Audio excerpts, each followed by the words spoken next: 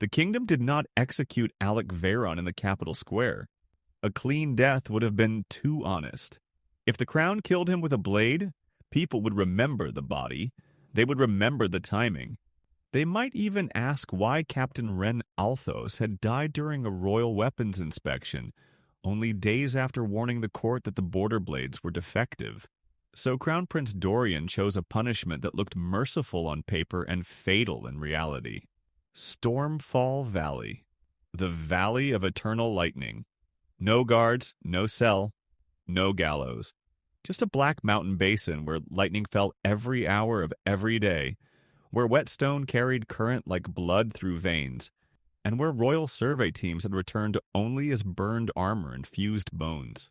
Rain poured over the capital square while Alec stood in chains beneath the judgment tower. His coat had been torn open. The Veyron crest had already been removed from his collar. Blood marked his mouth, but the court physician had kept his face recognizable. The crown wanted the crowd to see exactly who it was destroying. Prince Dorian stood above him in white and gold, calm enough to look merciful. Alec Veyron, for treason against the crown, sabotage of royal arms, and the murder of Captain Ren Althos, you are stripped of title, inheritance, protection, and name. By royal mercy, your life is spared. By royal judgment, you are banished to Stormfall Valley until death claims you. The square went silent. Everyone understood the sentence. Stormfall did not hold prisoners, it erased them. Alec looked up through the rain. Dorian's expression barely moved, but Alec saw the satisfaction behind it. The prince had waited for this moment and dressed it as justice. 3 weeks earlier, Alec had found the flaw that started everything. The Royal Arms Office had been sending lightning cord blades to the northern border. During inspections, those weapons looked perfect. Blue arcs ran along polished edges. Thundersteel hilts shone beneath court lamps. Nobles praised the craftsmanship after holding the blades for a few seconds, because nobles often judged danger by shine, price, and presentation. Alec heard the lie the moment he touched one. His talent had always been strange. Since childhood, he could hear energy moving through objects, heat leaking through bad furnaces, mana bleeding from cracked lamps, pressure gathering inside bridges before stone split, stress building inside weapons before metal failed. The Academy had tested him at 12 and dismissed him with one line: unstable resonance, no combat value. Noble children called him a broken wire. They stopped laughing only when they needed something repaired quietly. When Alec listened to the border blade, he heard pressure choking near the hilt. The core channel was too narrow. In a ceremonial demonstration, the weapon would glow beautifully. In real combat, after repeated aura use, it would rupture in the soldier's hand. The real Thundersteel had been diverted. The border army had received polished scrap. Alec reported it to his father, Duke Edric Veyron. The Duke read the report once, placed it on his desk, and warned Alec not to mistake technical curiosity for political wisdom. So Alec went to the military auditors. 2 disappeared within a week. 1 returned Alec's report unopened and stopped meeting his eyes. Only Captain Ren Althos listened. Ren was not charming, polished, or gentle with powerful men. He had a damaged knee, a rough voice, and 20 years of anger hidden beneath military discipline. He had taught Alec how corruption truly worked, not in dramatic betrayals, but in missing screws, false inspection stamps, delayed repairs, and weapons that passed court display but failed soldiers. Ren once told him, "A failed weapon is only an accident when no one profits from it." Then one of the defective blades detonated during a public inspection. Ren died in front of the court. Before the smoke cleared, forged records appeared with Alec's seal. Witnesses claimed Alec had altered the shipment after being denied an arsenal post. A royal clerk delivered the accusation with trembling hands. A priest called it betrayal. Duke Veyron lowered his head and saved the family by abandoning the son he had never fully accepted. Dorian needed a traitor. The nobles needed a simple story. Alec became both. Now, beneath the judgment tower, Dorian descended from the balcony and stopped close enough for private cruelty. His voice softened so the crowd could not hear it. You should have stayed useful in silence. Alec's wrist bled beneath the chains, but his voice stayed steady. The blades will fail again. Dorian's smile thinned. The replacement core records do not match the damage reports, Alec continued. Someone will follow the numbers. Dorian leaned closer. People do not follow numbers when fear gives them a villain. Then he turned away. The transport wagon waited near the square gate. Storm glass panels lined its sides. Grounding rods rose from its corners. Prayer tags from 3 temples had been nailed to the frame. The guards wore insulated gloves and kept glancing north as if Stormfall could already smell them. The road to the valley took 4 days. On the first day, the guards joked about how long Alec would last. On the second day, blue flashes appeared in the northern sky before noon, and the jokes became shorter. On the third day, the horses refused to move unless blindfolded. On the fourth day, the road narrowed into black mountains where dead trees stood split and hardened by old strikes. The air tasted metallic. Thunder rolled through the wagon wheels and into Alec's bones. Stormfall Outpost stood half a mile from the valley mouth. It was less a fortress than a warning built from stone, copper rods, and fear. Burned signs stood near the final road. Do not enter during storm surge. Do not carry unshielded metal. Do not approach glass craters. Do not attempt rescue. The outpost captain signed the transfer papers with tired efficiency.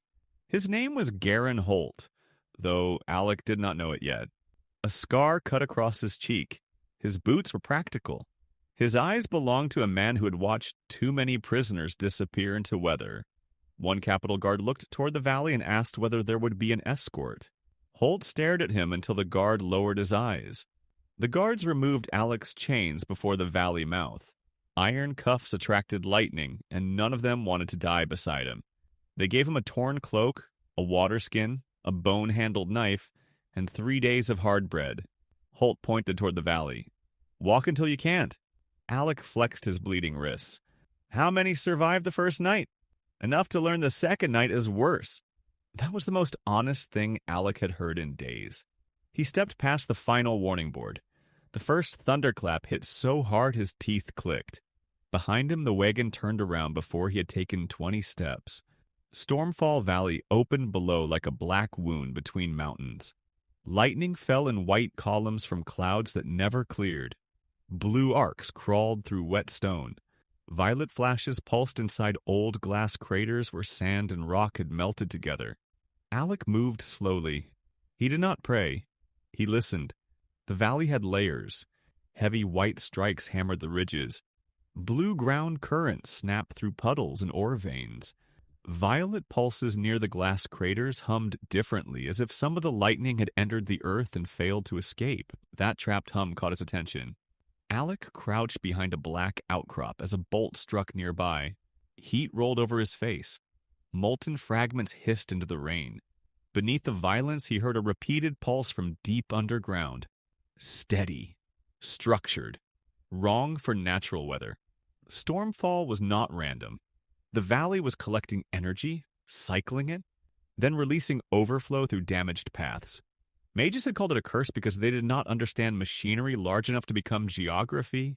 Priests had called it divine anger because divine anger required no maintenance explanation. Alec's breathing slowed. The valley was a broken machine.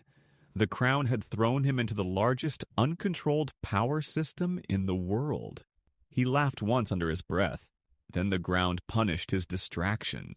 A blue arc raced through the wet stone beneath his boots and slammed into his left side. His muscles locked. His lungs seized. The pain was so violent he could not even scream. The current threw him onto black gravel. Alec woke beneath red evening clouds. His cloak smoked to the edges. His left hand shook uncontrollably. His water skin had burst.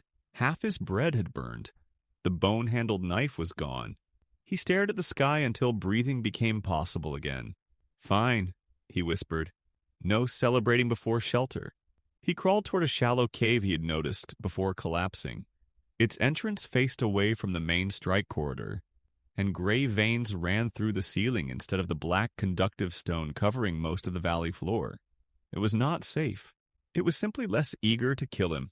Inside, he found 3 dead surveyors. Alec searched them with quiet respect. The dead had no use for tools, and he had no room for pride. He found a cracked lens, a copper button, a drained ceramic water charm, and a slate notebook wrapped in waxed leather. Most pages were ruined, but one diagram remained readable. It showed a rough map of deeper valley craters around a tall formation labeled Central Spire. Beneath it, someone had written, "The strikes repeat around it. A machine had a heart." Alec spent the night awake, scratching marks into the cave floor with bone and stone. He tracked thunder by interval, direction, and aftersound until chaos began forming a pattern. Heavy strike, ground crawl. Violet hum, delay, surge. Brief calm, repeat. By dawn, he did not have safety. He had rhythm. Water became the first real problem. Rain fell constantly, but water running across the ground carried metallic residue that numbed his tongue and cramped his stomach. Alec needed a collector that never touched the valley floor. He wedged stone flakes into the cave wall, stretched part of his torn cloak beneath the upper lip, and guided dripping rain into a bone bowl. The water tasted like ash. It stayed down. Hunger followed. Alec rationed burned bread until each bite felt insulting. He tried storm moss from cracks in the cave and spat it out when his gums tingled. On the 3rd day, he found black-shelled insects beneath warm strike stones. They were bitter, crunchy, and better than starving. While chewing one with his eyes closed, Alec made his first rule of Stormfall: never waste a strike. At first, the rule meant survival. He waited for lightning to hit, then harvested what the strike changed: glassy slag, cracked stone, heated rock, and branches from dead stormwood trees. Stormwood had been struck so many times that it had hardened into a dense black material that resisted sudden current. Crude insulation. Useful insulation. By the 5th day, Alec had raised a sleeping platform inside the cave using stormwood and greystone supports. By the 6th, he had carved shallow drainage grooves outside the cave to redirect crawling current. By the 7th, he had marked a narrow path between his cave, rain collector, and slag field, where the ground hummed less before each surge. That path saved him on the 8th day. A storm jackal came through the rain, half its fur burned away, blue sparks crawling along crystal growths near its spine. The creature had adapted to the valley by storing small charges inside its bones. It smelled blood and lunged. Alec had no sword. He had a sharpened rib bone, a fist-sized piece of slag, and 7 days of patience. He threw the slag into a shallow puddle near the cave entrance and struck a stormwood branch against the wall. The vibration shifted a crystal cluster he had placed above the drainage groove. A crawling arc snapped toward the mineral-rich slag. The puddle flashed blue. The storm jackal hit the current mid-leap and slammed into the cave wall, smoking. Alec stood there shaking. He had not created lightning, he had redirected it. That difference changed everything. He skinned the beast with broken glass, cooked thin strips of meat over heated strike stones, and saved the crystal growths. Each crystal held a weak charge and released it when pressed against certain minerals. Not enough to power anything serious, but enough to spark tinder, stun insects, and reveal flow direction. His first workshop looked like disaster. Crystals, copper buttons, stormwood scraps, glass slag, bone tools, and greystone chips scattered across the cave floor. To Alec, it looked like language beginning to form. On the 10th day, people entered the valley. 5 scavengers came during a lull, wearing layered leather and carrying ceramic-tipped spears. They were corpse thieves. Men who waited for banished prisoners to die, then stripped jewelry, boots, teeth, documents, anything worth selling. Their leader noticed Alec's marked path and stopped. That wasn't here last week. Alec watched from behind black stone while they approached the cave.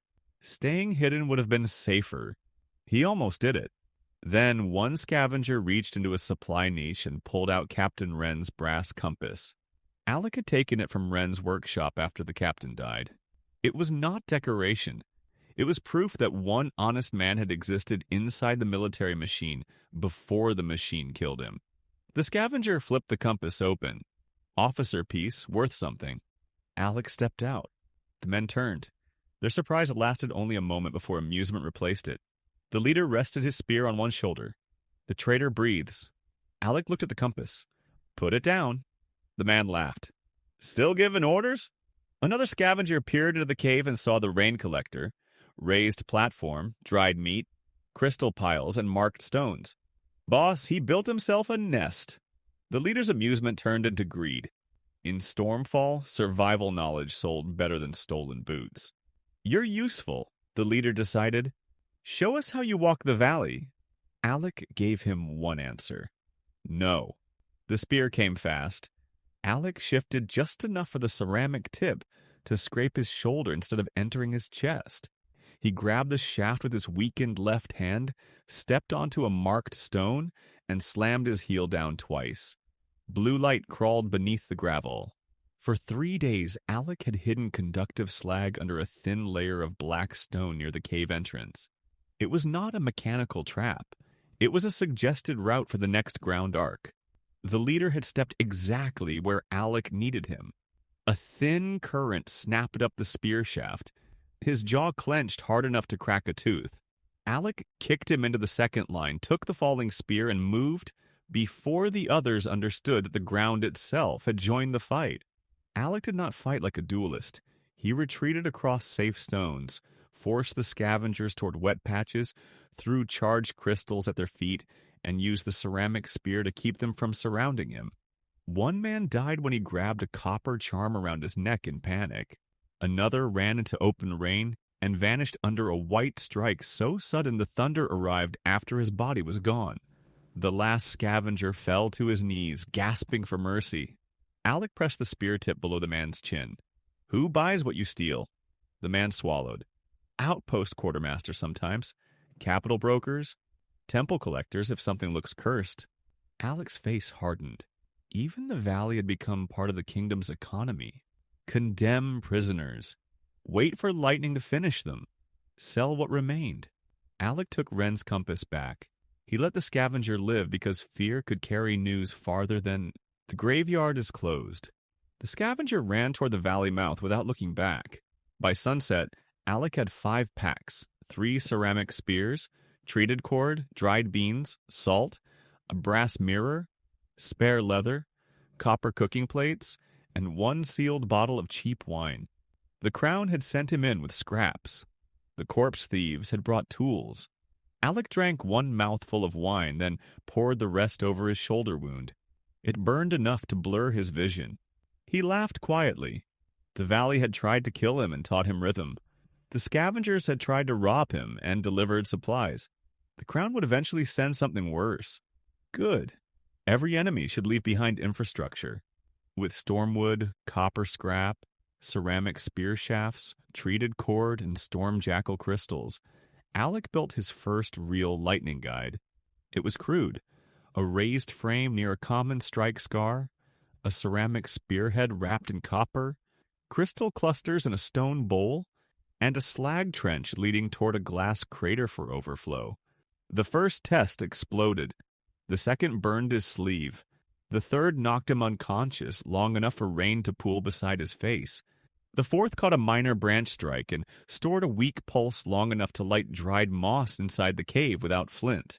Alec sat in the blue glow, breathing hard. It was only a spark, but the impossible had become measurable. Measurable things could be improved. Days became systems. Alec mapped surge lanes, dead pockets, false shelters, glass traps, and low-risk intervals. He learned which stones hummed before conducting current. He built 3 more guides. 2 failed, 1 worked. He used stored pulses to dry meat, heat stones, harden resin, and power a crude warning alarm made from bone chimes. His body changed in rough ways. His hands hardened. His sleep shortened. His hearing sharpened until thunder became layered information instead of pure noise. The burns along his left arm began tingling before nearby strikes. During one violent night surge, the lightning guide outside pulsed in the same rhythm as his heartbeat. A black translucent panel opened before his eyes. Resonance threshold reached. Storm listener talent has evolved. New authority detected. Primitive lightning harvest. Energy domain. Seed dormant. Alec stared at the panel. System panels belong to heroes, divine contractors, royal heirs, and monsters from old legends. The church called them blessings from higher law. Nobles treated them as proof that blood mattered. Alec had tested as defective. Stormfall had forced him open. More lines appeared. Current storage capacity, 0.7 thunder units. Stable conversion methods, heat, spark, signal. Unstable conversion methods, motion, light, barrier. Warning, body conduit integrity low. Warning, energy domain. Seed cannot bloom without central anchor. Alec looked at the surveyor's notebook, the central spire. The valley had a heart, and his new authority wanted it. Before he could plan further, the bone alarm rattled. Footsteps. Alec killed the blue moss light and moved to the cave entrance with a ceramic spear. A wounded woman staggered through the rain, wrapped in a torn military cloak. One hand pressed against her side. Farther behind her, lanterns flickered through the storm. Pursuers. The woman slipped near Alec's marked path and almost stepped onto a live conduction line. Alec's warning cut through the rain. Left foot back. Slowly. She froze. Lightning flashed. She had ash-blonde hair plastered to her cheeks, a Royal Border Engineer's uniform, and eyes that stayed sharp despite blood loss. She looked at Alec's spear, then at the hidden ground lines, then at the cave behind him. You're alive. That sounds inconvenient for someone. For Prince Dorian, yes. That name changed the air. Alec stepped closer. Name. Lysa Marr, Assistant Engineer, 3rd Border Arsenal. Former Assistant Engineer, if the death warrant counts. Alec understood before she finished. The weapons failed. At Greywatch Pass, 37 soldiers dead. Dorian blamed rebel sabotage and ordered surviving engineers purged before they could testify. Lysa reached into her coat and pulled out a sealed metal cylinder wrapped in insulating cloth. This contains your original inspection notes, Captain Wren's copies, altered shipment routes, payment trails, and the names tied to the defective blades. For weeks, Alec's world had been water, meat, shelter, and lightning. Now the outside world had reached his cave, bleeding and carrying proof. A shout cut through the rain. Engineer Marr, surrender the documents by royal order. Lysa looked toward the lanterns. 12 men. Royal cleanup unit. Insulated boots, storm hooks, short-range mono-rifles. Alec listened past the rain. Metal buckles, shield plates, mana cores humming low. Boots insulated but imperfect. Rifles tuned poorly for this much ambient charge. Their captain carried a storm hook made from expensive thundersteel alloy. Lysa noticed the change in Alec's expression. Why do you look pleased? They brought better materials. The first rifle shot shattered stone above the cave entrance. Alec pulled Lysa inside before the second shot burned through the rain. The cleanup unit advanced with discipline. They placed grounding rods, used shield plates, and signaled with lanterns. These were not corpse thieves. These were professionals sent when the crown wanted witnesses removed. Their captain called from behind a shield. Alec Veyron. Hand over Engineer Marr and the ledger. Cooperation earns a clean death. Alec glanced at Lysa. Does that offer work often? She held cloth against her wound. On people with less imagination. The captain raised his storm hook. The silver prongs opened like a claw, catching charge in the air and bending a crawling arc away from his men. Alec looked at his 3 lightning guides. A faint panel flickered. Hostile conductive formation detected. Unstable conversion method. Available motion. Risk. Severe. Alec had wanted more time before testing motion conversion. Stormfall did not give him any. He handed Lysa a ceramic spear. Can you stand? For a bad plan, yes. When I say drop, drop. What happens after? Alec looked toward the soldiers outside. You learn why their boots are inadequate. Alec stepped out with both hands raised, the rifles aimed at once. The cleanup captain ordered him to his knees. Alec walked onto his marked path instead. Rain ran down his face. He was thinner than the noble they had dragged from the capital, harder, patched with scavenged leather and stormproof cloth. Blue scars branched faintly under his left sleeve. The cave hummed behind him. The captain heard it, and his confidence became more careful. Alec looked at the storm hook in the captain's hand. Eastern Thundersteel? The captain paused. Good for catching minor arcs, Alec continued. Bad when overload comes through the ground. The captain's eyes sharpened. Shoot him! Alec dropped. Inside the cave, Lisa dropped too. The rifles fired. Alec slammed both palms onto whetstone and released every stored pulse in his crystal nodes into the slag trenches beneath the soldiers' feet. The current moved sideways, following the hidden routes he had built. The next ground arc hit the first trench, split across his slag lines, and rushed into the grounding rods the soldiers had planted for protection. Their defense became the circuit. Shields sparked, rifles misfired. 2 soldiers collapsed. The cleanup captain's storm hook caught the overflow exactly as designed, and that was the problem. It accepted too much from the wrong direction. The alloy claw turned white hot. The captain screamed and threw it away. Alec moved before it hit the ground. He slid across a safe stone, caught the hook by its insulated grip, and drove its prongs into the nearest lightning guide. The guide accepted the thundersteel like a missing part. A bolt struck directly into the upgraded frame. Blue-white light filled the valley. The guide should have shattered. Instead, the thundersteel spread the impact. The crystal cluster caught the first wave. The stormwood frame held long enough, and the overflow roared through Alec's trenches in a controlled ring around the cave. The cleanup unit was thrown backward. Their armor smoked. Their rifles died. Their formation broke into crawling men and scattered shields. Alec stood in the fading light with blue lines glowing beneath his left sleeve. The panel returned. Primitive lightning harvest improved. Stable conversion method. Unlocked, light, unstable conversion method. Stabilizing motion. Thunder unit capacity. Increased 3.4. Energy domain seed reacting. The cleanup captain tried to rise. Alec placed the storm hook against his throat. You can return to Dorian with a lie, or you can return with a warning. The captain spat blood. What warning? Alec looked across Stormfall's black cliffs. For the first time, the valley did not look like a grave. It looked like a mine, a furnace, a sleeping engine. Telemi threw me into an infinite energy source. The captain did not understand the engineering. He understood the ownership in Alec's voice. Alec stripped the cleanup unit of rifles, storm hooks, insulated boots, monocores, field rations, waterproof maps, stormproof cloaks, and signal lanterns. He spared the survivors and sent them back toward the valley mouth, carrying their injured. Lisa watched from the cave entrance. You want Dorian to know. Alec checked a damaged mana rifle, listening to the cracked hum inside its core. I want him to react. That gives him time. It gives him time to waste money. While Lisa rested, Alec opened the ledger cylinder. Everything was there. His notes, Wren's copies, false repair records, broker names, quartermaster signatures, payment trails, temple inspection stamps.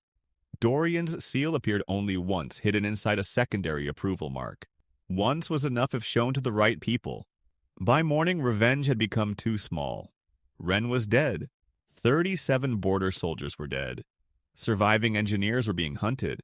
Common districts paid inflated fees for lamp crystals, heating stones, pump arrays, and clinic power cores controlled by noble guilds. Farmers froze while palace chandeliers burned enough mana to light whole towns. The kingdom did not suffer because power was scarce. It suffered because power had owners. Alec looked out at the valley where lightning fell endlessly from a sky that never emptied. If he could harvest even a fraction of Stormfall, he would not just clear his name. He would attack the foundation beneath every noble house in the kingdom. But first, he needed the central spire. Before Alec and Lysa could leave, red signal flares burst near the valley mouth. Alec climbed a ridge and used the brass mirror to look toward the outpost. Soldiers crowded the walls. Priests planted white suppression banners. Mages in stormproof cloaks arranged crystal arrays near the entrance. At their center stood High Examiner Caldris Vale, the church's judge of forbidden talents. Caldris lifted a crystal staff. The banners ignited with a cold white light. Across Stormfall, Alec heard the lightning pattern stutter. His safe path markers began humming wrong. The panel opened by itself. External interference detected. Outer valley flow destabilizing. Energy domain seed under pressure. Central anchor required. Time until outer safe routes collapse. 11 hours. Lisa looked from the distant outpost to Alec. What do we do? Alec took Ren's compass from the wall and opened it. The needle spun wildly, then pointed toward the heart of Stormfall. He picked up the captured storm hook. We are done hiding at the edge. Thunder rolled across the valley. Alec stepped onto the path leading inward. We claim the source. Alec left the cave with 11 hours before the outer valley collapsed into chaos. He could hear it happening. Caldris's suppression arrays near the outpost were forcing the storm out of rhythm. The outer lightning roots had once been violent but balanced. Strike, crawl, release, pull. Now the pattern stumbled. Energy backed into old veins. Safe stones hummed at the wrong time.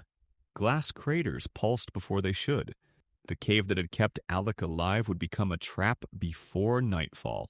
Lisa followed 2 steps behind him, one hand near the wound in her side and the ledger cylinder strapped beneath her cloak. She carried a signal lantern, a ceramic spear, 2 small storm cells, and a small pack of tools taken from Dorian's cleanup unit. Alec heard the strain in her breathing before he saw blood darken the edge of her bandage. You are bleeding again. I know. That was not permission to continue. Good. I was going to continue anyway. Her face was pale. Her breathing was controlled but shallow. Still, her eyes remained alert, tracking rain patterns, air pressure, and how the stones shifted under their boots. Alec understood energy by sound. Lysa understood danger by structure. Leaving her behind would have been safer for his speed. It would also have been stupid. Lysa knew the ledger. She knew the border arsenal. She knew which seals mattered and which signatures were bait. Alec could build something powerful in the valley, but without Lysa, Dorian could bury the truth in procedural fog. A white strike hit the ridge ahead. Alec dropped low and pulled Lysa down with him before a blue ground arc crossed the path where her boot had been. Lysa looked at the glowing stone. Thank you. Save it until we survive. They moved deeper. Past the third ridge, Stormfall became less like a valley and more like the inside of a broken god's engine. Lightning crawled along cliff walls in blue veins. Violet flares rose silently from glass pools. Black stone pillars stood in rows too regular to be natural. Some pillars had ancient metal rings embedded near their bases, half melted but still humming. Alec touched none of them. He only listened. The first major obstacle was a black glass bridge stretched across a ravine. No human had built it. Centuries of strikes had melted sand and stone into one long, glossy arc. Beneath it, a dry riverbed full of copper-colored ore flashed blue every few seconds. Lysa stopped at the edge. Alec, we are not crossing that. Alec crouched near the bridge and held 2 fingers above the glass without touching it. The current was stronger along the edges and weaker through the dull center line. There is no other crossing. She looked down into the ravine, then back at him. There is no safe crossing. That is not the same thing. He placed Ren's compass above the bridge. The needle spun, trembled, then pulled toward a dark stone on the far side. Alec watched it settle before speaking. The middle can hold if we cross one at a time. No dragging metal, no sudden movement. Lysa tightened her grip on the signal lantern. And if lightning hits before we finish, drop flat on the center line. Do not run. Running cracks the glass. That answer removed every trace of humor from her face. She nodded once. Alec crossed first. Each step made the black glass flex beneath his boots. Blue current crawled along both edges of the bridge, lighting the rain beneath him. Halfway across, the scars on his left arm began to burn. Lysa saw him stop. Alec? He looked up at the cliff above the bridge. The stone was gathering charge. Pressure built inside it like a bowstring being pulled too far. Drop your pack. Now. Lysa unclipped the tool pack without arguing. The moment it hit the stone behind her, Alec threw himself flat against the center line. A white bolt struck the cliff. Current raced down both edges of the bridge. Blue light rushed past Alec on either side, close enough to burn through his sleeve. The glass screamed under the pressure, but the center line held. When the surge passed, Alec rolled onto the far side and dragged himself behind a stone pillar. Only then did he look back at Lysa. Cross now, same path. Lysa stepped onto the bridge, following his footprints exactly. She kept her eyes on the dull strip of glass down the middle, refusing to look at the glowing edges. The bridge cracked behind her, but Alec raised one hand before panic could take over. Slowly. Your right foot is drifting. She corrected her step. Another crack split across the bridge near her left boot. The glass dipped. Lysa slipped forward, catching herself with one hand. Alec left the cover of the pillar and reached toward her. Your wrist. She reached out. He grabbed her and pulled her across the final gap, just as the cracked section broke away behind her. Black glass fell into the ravine and struck the copper ore below. The riverbed erupted blue. Alec pulled Lysa behind the stone pillar as electricity climbed the ravine walls where she had been standing seconds earlier. For a moment, both of them only breathed. Lysa looked back at the missing half of the bridge. We lost the pack. Alec checked the sealed cylinder beneath her cloak, but not the ledger. She touched it and nodded. Then we lost tools. Alec looked toward the deeper valley. Not purpose. Ahead of them, the central spire flashed through the storm for the first time, a black needle rising from the heart of Stormfall. Lysa followed his gaze. That is the spire? Yes. The system panel opened in front of him. Central anchor detected. Ancient storm lattice damaged. Anchor access required. Outer valley flow. Destabilization 61%. Alec closed his hand around Ren's compass. We crossed the easy part. Lisa looked at the spire, then at the storm moving around it like a living wall. Of course we did. The spire stood in a circular basin filled with glass pools and exposed ore. Lightning struck the basin floor in overlapping patterns. Broken rings floated around the spire, stone plates, ancient metal ribs, and fragments of platforms turning slowly in the magnetic storm. Lightning did not strike the spire randomly. It curved toward it. Every few minutes, dozens of bolts bent inward and struck the crown at once. The energy vanished into the tower. Then the valley pulsed outward through hidden veins. Lysa studied it in silence. That is not weather. No. What built it? Alec looked at the metal rings circling the tower. People who understood energy better than our kingdom. Understands prayer. They descended during the spire's intake cycle. The basin air was hot. Rain became steam before touching some surfaces. Alec's scars glowed faintly beneath his sleeve. Lisa's wound reopened halfway down, and she nearly collapsed behind a stone rib. Alec caught her before she hit the ground. Sit. I can walk. Sit, or I call unconsciousness a medical solution. She sat. Alec heated a small stone with stored charge, cleaned the wound, and sealed the reopened edge with resin. Lysa clenched a stormwood splinter so hard it cracked. He worked quietly until she mentioned Ren. I only knew Captain Ren by reputation, Lysa murmured, watching the storm through the rocks. He once called my supervisor a funeral clerk with polished boots. Alec paused. That sounds like him. He forced a second inspection on siege cart rivets. They failed during testing. No soldiers died because he was rude at the correct time. Alec tied the bandage tighter. Lisa's voice softened. Ren slowed the rot. He could not stop it. Alec looked toward the spire. Then we stop it differently. How? By making the old system too expensive to keep. Lysa studied his face. That is not repair. No. That is revolution. Alec offered her a hand. We can invoice it as infrastructure. Lysa took his hand and stood. That might be the most dangerous sentence you have said today. They reached the floating maintenance ring at the spire's base after 20 brutal minutes. The ring was made of ancient stone and metal fragments suspended around the tower. Some sections had collapsed. Others floated at uneven heights. Blue force ran along the inner edge. Alec held his left hand near the surface. The panel appeared. Maintenance ring detected. Access authority? Insufficient. Manual resonance override. Possible. Risk. Nerve burnout. Lisa saw his expression. Bad. Useful. That means bad. It means worth trying. Her voice sharpened. What happens if you touch it? Possibly nerve damage. And if you do not? Alec looked toward the unstable sky behind them. The outer valley collapses before we return. Lisa's jaw tightened. What do you need?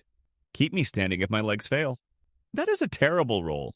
It comes with exposure to historic technology. Your recruitment strategy is awful. Alec placed his left palm against the ring. Pain entered like a blade made of current. The ring did not shock him randomly.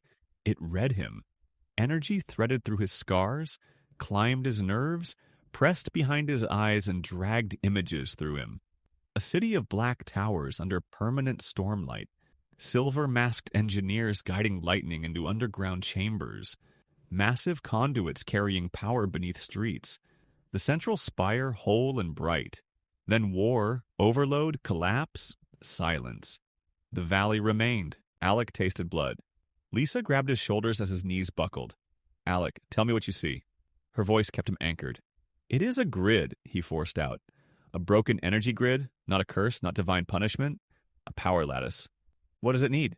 Recognition. As what? Emergency maintenance. Alec stopped trying to overpower the ring. That would kill him.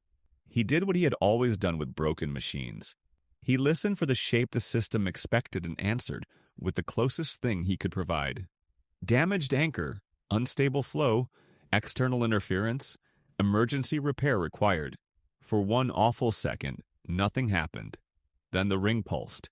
Emergency maintenance petition received. Living conduit detected.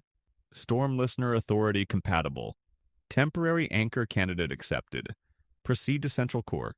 The floating slabs aligned into a narrow bridge toward the spire entrance. Alec pulled his hand away and almost fell. Lisa caught him under one arm. Temporary anchor candidate? He wiped blood from his nose. Promotion. You look terrible.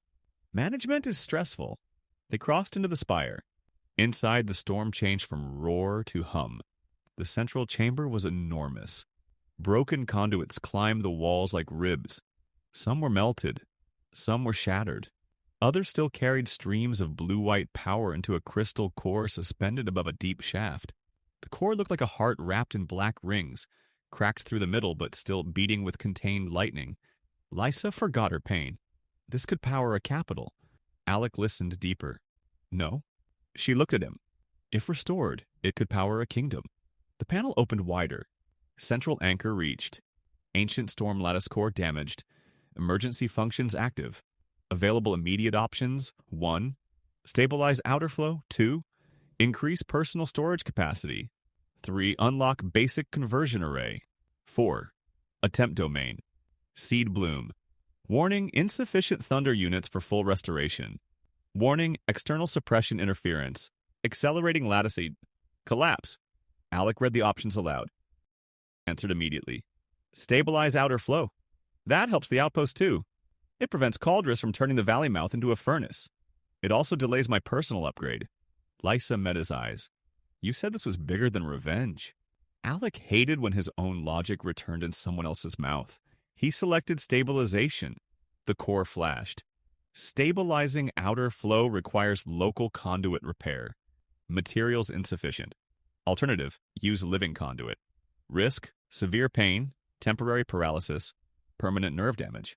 Lisa's face hardened after he explained it. No? Yes. Alec, find another mechanism. Alec looked around the chamber. Broken conduits, melted rings, ancient systems neither of them fully understood. No tools, no materials, no time. Find one in 30 seconds! Lisa looked around desperately. Her silence answered. Alec stepped to the central ring. This is not martyrdom. It is infrastructure investment. That sounds exactly like something a reckless man says before becoming a corpse. Then write it down accurately. He placed both hands on the black ring beneath the core. Lightning entered through his left palm, crossed his chest, and exited through his right hand into the broken conduit line. His body became a bridge. Pain erased everything except rhythm. Strike, crawl, release, pull. Again, strike, crawl, Release. Pull. Alec forced the lattice back into pattern. He felt the outpost rods shaking under pressure. He felt Cauldress's suppression arrays stabbing cold interference into the storm. He felt his cave guides cracking. He felt the basin, the ring, the spire, and the hidden veins under the valley. Too much energy. Too many broken paths. Not enough control. He drove the final pulse into place. At the valley mouth, Cauldress's staff cracked. Priests staggered away from their own banners. Weather mages abandoned the array towers. Captain Holt pulled 2 soldiers behind a stone barrier moments before a grounding rod exploded. Cauldress stared into the valley. The storm was correcting itself. Deliberately. Inside the spire, Alec collapsed. The panel flashed. Outer flow stabilized. External interference partially absorbed. Emergency maintenance successful. Reward granted. Basic conversion array unlocked. Stable conversion methods expanded. Heat, spark, signal, light, controlled motion. Thunder unit capacity increased 12. Energy domain, seed, 9% germination. Temporary anchor authority granted within Stormfall. Outer and central zones. Lisa caught Alec badly and they both hit the floor. For several breaths, he could not move. His fingers twitched without obeying him. Blood ran from his nose and one ear. Lisa pressed 2 fingers to his neck. When she found a pulse, fear turned into anger. You absolute idiot. Alec tried to speak. Nothing came out. She leaned closer. Do not die after making me walk this far. He managed to whisper. Bad bedside manner. Her laugh came out unsteady. Your priorities survived. Tragic. Alec recovered slowly. Not fully. His hands stayed numb for nearly an hour. His legs shook when Lisa helped him sit. But the spire chamber had changed. Several dead conduits glowed faintly. The central core beat more evenly. Outside, the storm no longer screamed. It breathed. Alec lifted a trembling hand. A small sphere of blue-white light formed above his palm. Stable. Silent. No lamp oil, no guild monocrystal, no temple relic. Harvested lightning converted into light. Lisa stared at it like she was watching a law of the world become negotiable. How long can you hold that? Alec listened inward. Hours if I do nothing else. Can it power a lantern? Yes. A pump? A small one. A heater? Yes. A signal tower? Lisa's face changed. She was seeing towns, clinics, border forts, winter shelters, mines, mills, and water pumps. Then her expression tightened, because she also saw Dorian. If the prince understands this, he will never stop trying to own it. Dorian will try to seize it. Cauldress will try to sanctify it or ban it. Nobles will try to license it. Merchants will try to sell it before it is safe. Then what do we do? Alec looked at the core. Proof can be buried. Output changes behavior. The panel gave recommendations. Recommended first infrastructure, storm cell, signal lamp, heat rod, motion wheel. Alec read the list to Lisa. She understood immediately. Storage, communication, heat, motion. With motion, we get pumps, mills, lifts, bellows, gates. With heat, clinics, and winter shelters. With signal lamps, military communication. With storm cells, distribution. Alec nodded. Then we stop talking about power and start showing what it does. They could not restore the spire yet, but the chamber had ancient scrap. Loose conductor plates, broken ceramic insulators, fragments of black ring metal. Lisa identified pieces safe to move. Alec listened for residual charge before touching anything. They built the first real storm cell from a cracked ancient storage cup, storm jackal crystals, copper scrap, and a sliver of ring metal. Alec charged it through a maintenance node. It glowed steadily. Tiny, primitive, dangerous to every monopoly in the kingdom. Next came a signal lamp. Lisa used the captured lantern housing, replaced the mana crystal cradle with the storm cell, and added a mirror plate. Alec fed a controlled pulse through it. A clean blue beam struck the opposite wall. Lisa's voice dropped. No guild crystal. No oil. No wick. No monthly fee. The heat rod came next. Ring metal wrapped in ceramic insulation, connected to a storm cell with a crude release notch. It warmed quickly and evenly, hot enough to boil a cup of rainwater without flame. Lisa touched the cooled cup and went quiet. Winter villages. Alec understood. Cold killed the poor without spectacle. Bad roofs, weak fires, expensive fuel, children coffined through long nights. The nobles counted dramatic deaths. They rarely counted cold ones. The motion wheel was the hardest.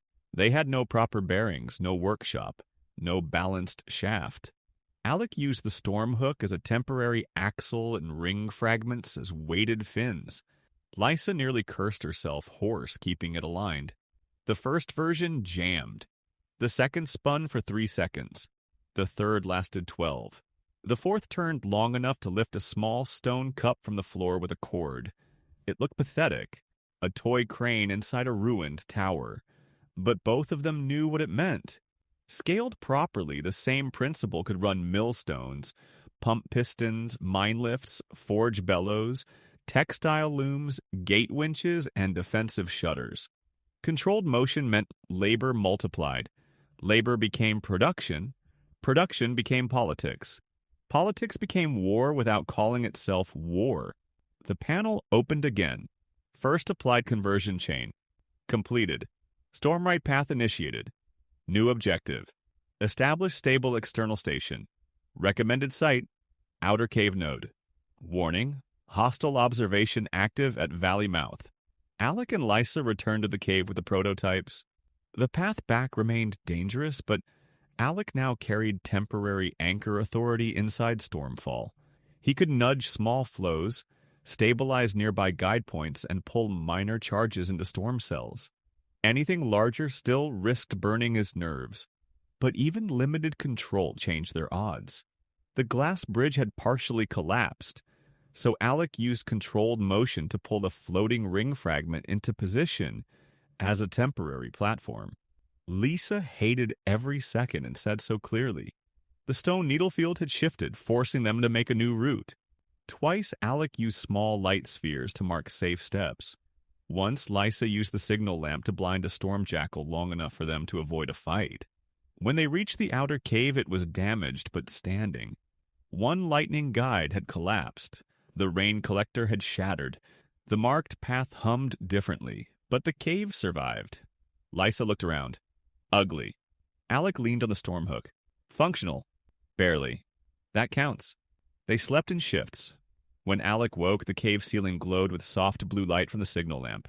Lysa had drawn 4 columns on the wall. Storage. Light, heat, motion. Under each, she listed materials, risks, applications, and likely enemies. At the bottom, she had written, "Power only becomes revolutionary if distribution survives greed." Alec read it twice. That yours? Ren's idea, my wording. It is good. I know. They spent 3 days turning the cave into a real station. Alec rebuilt the lightning guides with stormhook alloy and ancient ring fragments. Lysa redesigned the support so surge overflow traveled into glass pits instead of through the floor. They built 6 storm cells, 2 signal lamps, 3 heat rods, and a crude water lifting wheel connected to the rain catch. The wheel lifted water 1 cup at a time from a lower basin to a raised bowl. It was small, slow, and rough. It also worked without muscle, animal labor, fuel, or guild crystal. The first time it ran for a full minute, Lysa whispered, "There it is." Alec watched the wheel turn. There what is. The end of 1,000 excuses. That sentence stayed with him. Now they needed people. A station hidden inside a cave could survive. It could not change a kingdom. Alec needed witnesses practical enough to understand value and angry enough to question the official story. The outpost was the obvious target. Stormfall Outpost had water problems. The local groundwater carried metallic residue. Clean water came by cart from a spring 3 miles south. Winter froze the route. Storm surges stopped deliveries. Soldiers rationed water more carefully than wine, which told Alec everything. If Alec powered a purifier for them, his invention would stop being a mysterious light inside the valley. It would become useful. Useful things were harder to erase. That night, Alec sent the first signal. A steady blue beam cut through rain from a ridge inside Stormfall, struck the outpost watch mirror, and blinked in old military code. Old survey station. Active.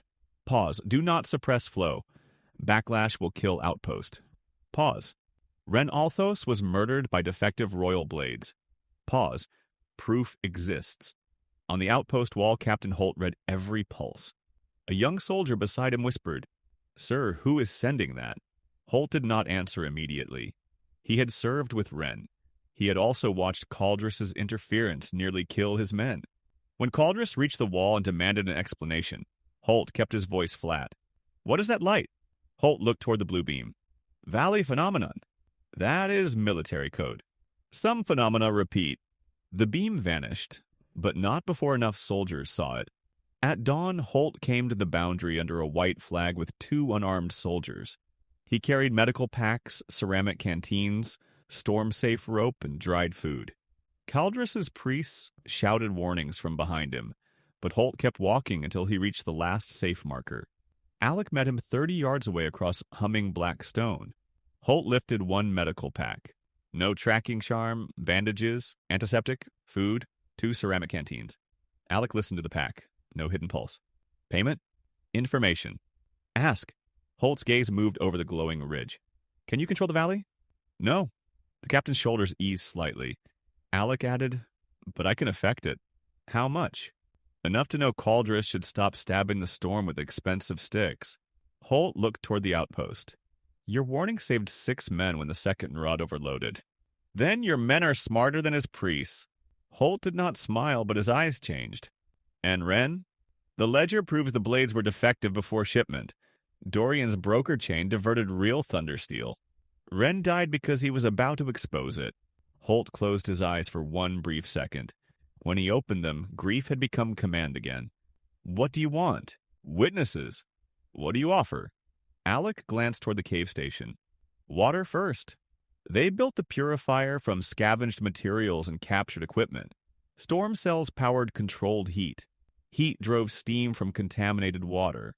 Vapor condensed through cooled storm glass tubing into a clean ceramic container. Lisa designed the condenser using broken lantern mirrors and wet sand pockets. Alec tuned the heat rods so they warmed steadily instead of flaring. The first batch tasted like burnt copper. The second caused stomach pain. The third came out clear. Lisa stared at the canteen. "A border post will understand this faster than any speech." Alec nodded. Then we let them drink. The delivery happened at Survey Marker 3. 2 of Holt's soldiers collected 3 sealed canteens from a Stormwood box. Inside, Alec had left instructions. "Drink 1. Test 2. Keep 1 sealed for command." Below that, he added 1 line. "If you die, blame the engineer." She insisted on 3rd batch. 1 soldier laughed before he could stop himself. That laugh mattered. Fear loosened in small ways first. Holt tested the water on himself. Then the infirmary clerk tested it with every crude field method available. Heat bead, silver strip, storm residue powder, even a prayer bead because 1 priest insisted. Clean. By nightfall, every soldier at the outpost knew. The next public demonstration happened quietly at first. Alec lit 4 lamps along the ridge inside Stormfall. Then he activated 2 heat rods behind thin storm glass plates, making warm steam rise in controlled columns. Finally, Lisa started the motion wheel. A small lift arm rose and lowered, carrying water from one basin to another without hand, animal, or fuel. From the outpost wall, soldiers watched in silence. One whispered that it could pump water. Another realized it could run a night signal. An older soldier with frostbite scars stared at the heat glow and muttered that it could warm a barracks. Caldress arrived too late to stop them from understanding. Once practical men understood usefulness, fear no longer worked the same way. That night, while Alec watched the outpost through Ren's brass mirror, a new carriage arrived under storm glass escort. It was black, lacquered, and marked with the silver hawk of House Veyron. Lisa saw it and went still. Duchess Marceline Veyron. Alec closed the mirror slowly. His father had sacrificed him. Now House Veyron had sent the person who turned family shame into family property. At the outpost, Marceline stepped out beneath a clear umbrella. She wore dark violet traveling silk beneath a military-cut cloak. Her silver hair was pinned with a black thorn brooch. Unlike the priests or soldiers, she did not look frightened. when she saw the blue lamps inside Stormfall. She looked interested. She spoke calmly to Caldris. The Valley matter will not proceed under church command alone. Caldris stiffened. The anomaly falls under spiritual jurisdiction. Marceline glanced toward the glowing ridge. The anomaly carries the Veyron name. Until the crown declares otherwise, this remains a family matter. Hi everyone, welcome to Alec Recaps. My name is Alex, I am the owner of this channel. Thank you all for positive comments. I hope you will keep enjoying my videos. Please subscribe, watch my content, like it, and have a great day.